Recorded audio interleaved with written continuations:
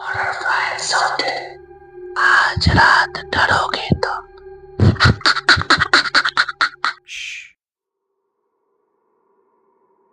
बैंगलोर ये शहर सपनों का शहर है। हर साल हजारों लोग छोटी सिटीज और गांव से यहाँ आते हैं अपने करियर की नई शुरुआत करने। ये कहानी भी 3 दोस्तों की है, राज, समीर और विक्रम, जो अपने सपने और उम्मीदें लेकर इस शहर में आए थे। राज कानपुर से, समीर लखनऊ से और विक्रम जयपुर से था। ये तीनों एक आईटी कंपनी में जॉब लगने पर बैंगलोर आए थे। इन तीनों ने मिलकर 2 BHK फ्लैट लिया जो बिल्डिंग के 9th फ्लोर पर था। उनका फ्लैट थोड़ा छोटा था पर बैंगलोर के नज़ारे लाजवाब थे। शहर के नए रंग और उसकी तेजी से सब कुछ अच्छा लग रहा था। बैंगलोर की तेजी, उसकी रातों की चमक दमक और रोज नए लोगों से मिलना, इन सब में तीनों खो गए थे। लेकिन हर नई शुरुआत के साथ आती है कुछ मुश्किलें।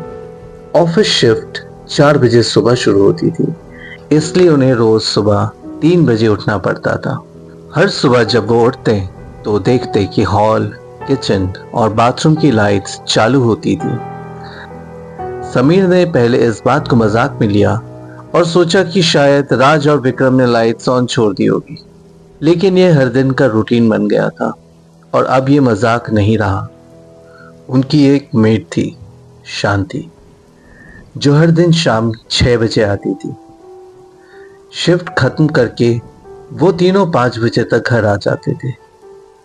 कुछ दिन से उन्होंने देखा कि शांति अपनी छोटी बेटी रानी को साथ ले आती थी, जो बस 2 साल की थी।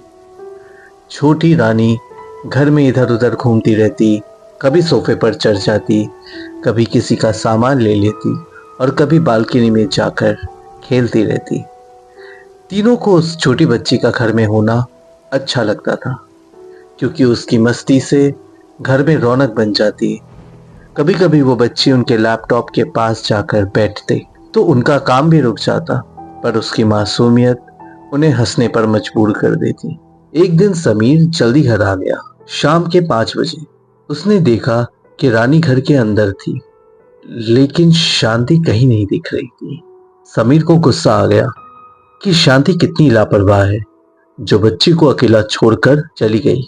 उसने पूरे फ्लैट में शांति को ढूंढा, लेकिन वो नहीं मिली। समीर ने रानी से पूछा, मम्मा कहाँ है?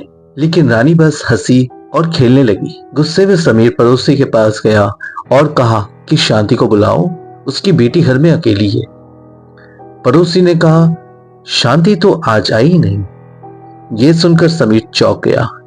अगर शांति नहीं आई तो रानी कैसे उनके घर में थी? समीर वापस अपने फ्लैट में आया, लेकिन अब घर खाली था। रानी कहीं नहीं थी। हर कोना छान मारा, लेकिन वो कहीं नहीं मिली। डर और कंफ्यूजन के साथ समीर बस बेड पर बैठ गया। जब राज और विक्रम घर आए, समीर ने उन्हें पूरी बात बताई। उनके बीच बातें चल ही रही थी कि दरवाजे की घंटी बजी। तीनों ने तुरंत दरवाजा खोला, देखा तो शांति बाहर खड़ी थी। गुस्से से तीनों उस पर बरस पड़े और चिल्लाने लगे कि तुमने बच्ची को घर में अकेला कैसे छोड़ दिया? शांति चुपचाप सुनती रही, फिर बोली, साहब, मेरी कोई बेटी ही नहीं है। यह सुनकर तीनों सन्न रह गए। उन्हें समझ नहीं आया कि यह सब क्या हो रहा है। तभी शांति ने एक पुरानी कहानी सुनाई। वो इस मकान में 20 साल से काम कर रही है और उसे इस मकान के बारे में बहुत सारी बातें पता है।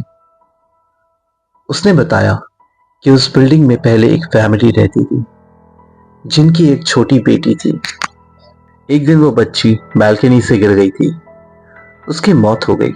उसके बाद से लोग कहने लगे कि उसकी आत्मा वहीं भटकती है।